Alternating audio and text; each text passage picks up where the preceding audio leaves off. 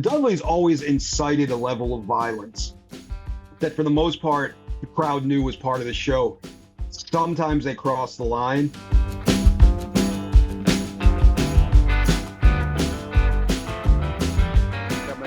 I'd never been to the ECW Arena in Philadelphia. A promoter called me, wanted me to go to the card show.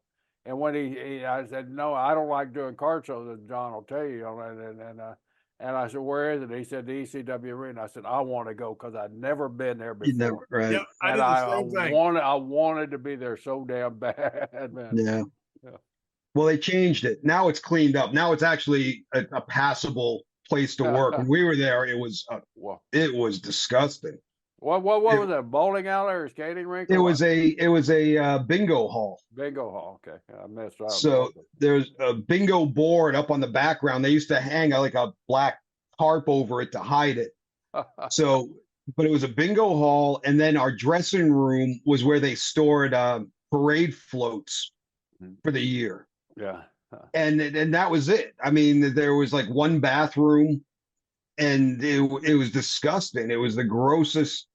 And the parking lot's the scariest part of all of it. Oh my God, yeah. It was, the parking lot was, it was scary. And then being South Philly, we were there a couple of weeks ago. We did a thing at the arena where for some special passes, they brought in like me, Bubba Devon, and Al Snow, and we went to the arena and we did a Q&A for a couple hours. But the arena doesn't look anything like what it did when we were there, because now all of these indie groups and all that, they run it, and somebody's cleaned it up. Someone put some money into it. Now it's actually not a bad place. But man, there was some hairy stuff that happened. Did it ever get violent there? Were there any violence there? Were there fights, or did everybody just get along so well it was like family there? You mean between the locker room? Well, not the locker room, but the fans, and were they rowdy? A couple of times, we got into there was like a club next door, and somehow there was a big brawl.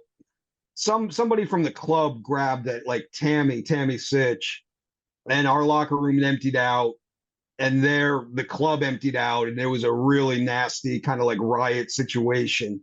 Scary, because in that situation, that's where people get like stabbed and shot and stuff like that. But it got resolved. The one time, actually, the Dudleys always incited a level of violence that, for the most part, the crowd knew was part of the show. Sometimes they crossed the line. And one time, and this was actually justifiable, Rick Rude had just passed.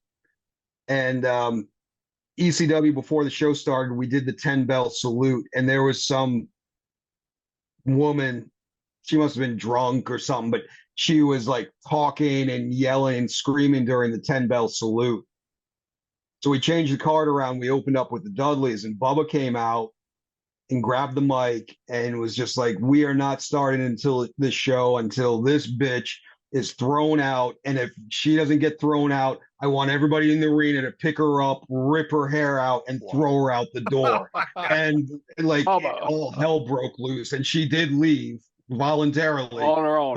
But I mean, that was where it was the energy. I mean, it was so disrespectful, but the whole crowd, and Bubba was a heel, followed his lead and converged on this one woman for disrespecting one of the boys the way she did. But I was scared for her life, to be honest with you, at the time.